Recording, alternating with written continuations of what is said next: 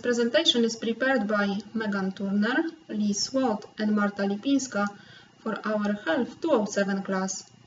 We are going to tell you why we are in opposition to the Affordable Care Act. This act was signed into office on March 23, 2010. It is also well known today as Obamacare, as President Barack Obama was the one who signed it into law.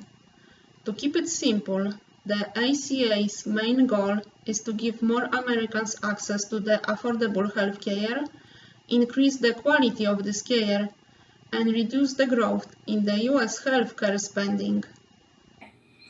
So let me start off by saying that the ACA has for sure had its positive outcomes and benefits to the American people, but it's time that we as Americans take a different perspective and look at the other side of what the ACA has done. Sorry, can't see the light. So let me start by saying that a premium is the amount of money a policyholder or their sponsor has to pay for their health plan insurance care coverage. So that could be the policyholder as the individual or their workforce as their employer. So since the ACA has came into play, premiums are increasing. And they're going to continue to increase as insurance companies are now providing a whole wider range of healthcare benefits to cover people with pre-existing conditions. So that's making health insurance plans increase in price. So, taking a look at the graph, you guys can't really see it that well, but I can try to explain it to the best of my ability. It starts off with the year 1999 and goes through the year of 2014.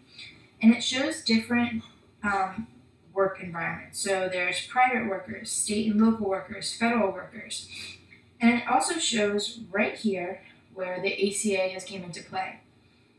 The purpose of Obamacare is to provide year-round insurance for people. But for 2016 alone, the fee is $695 or 2.5% of your income. And they take whichever number is higher. So if your 2.5% is higher than the $695, be prepared to pay that number. Let me just say that doing the math, this amount that you have to pay for, if you fit into that category where you have to pay that fine, that number alone is more than the yearly cost of health insurance that a person has to pay for that they can find on a great website called healthcare.gov, which makes no sense to me why you have a policy but then have it backfire on the American people. So it's another thing to take a different perspective on, that yes, the ACA is helping more people get covered, but let's look at the debt that we're about to put ourselves into. So in this picture, you can see the mapped out you can see the mapped out increase in fines from 2014, 2015, and 2016. Today in 2016, individuals and families with an income under $83,400 will pay a flat dollar penalty amount if they fail to get minimum health care insurance coverage, which is roughly $695 per adult, $347.50 for a child, and up to $2,085 per household.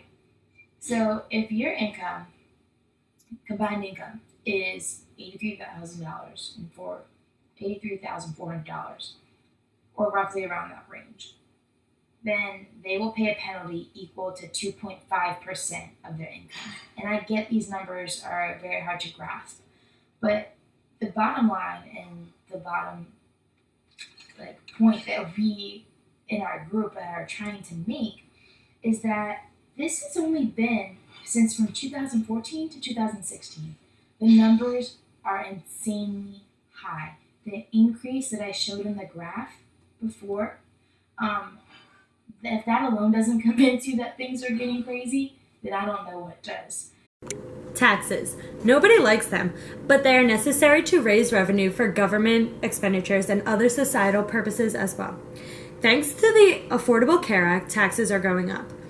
Roughly 9 tax hikes have occurred. For example, taxes on medical device manufacturers, Blue Cross Blue Shield tax hike, medicine cabinet tax hike, and excise tax on comprehensive health insurance plans.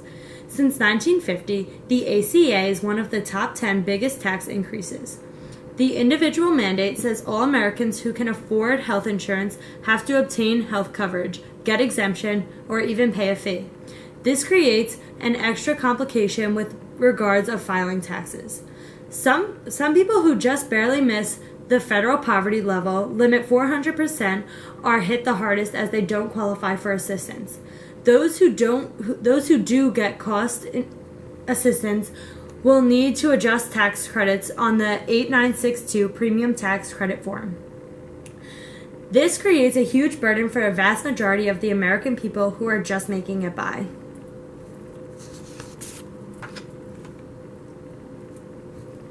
The employer mandate stated that starting in 2016, businesses with equivalent or more than 50 full-time employees must provide health coverage. In anticipation of the employer mandate, some businesses had to cut employee hours and even jobs. This adds extra operational costs to businesses that do not provide health insurance pre-Obamacare. You hear a lot of talk about supporting small businesses is important, and this is one of the main reasons why. Many lower wage employees will find health insurance unaffordable and end up with no affordable options due to having been offered coverage through work. Lower wage workers may end up getting better value through the marketplace, but having employer-sponsored coverage means that they can't get cost assistance. Also, dependents of employees with coverage are unable to use the marketplace. Basically, for example, myself, I am dependent under my family. So I cannot use the marketplace to access healthcare due to the fact that my mom and dad have healthcare coverage under their employers.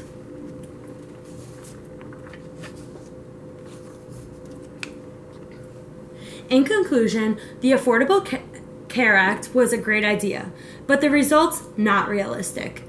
The ACA would work perfectly if everyone had health care, but we aren't all perfect, and nor is the system. I don't think it will ever be, and it's time for Obamacare to be stopped and reformed again.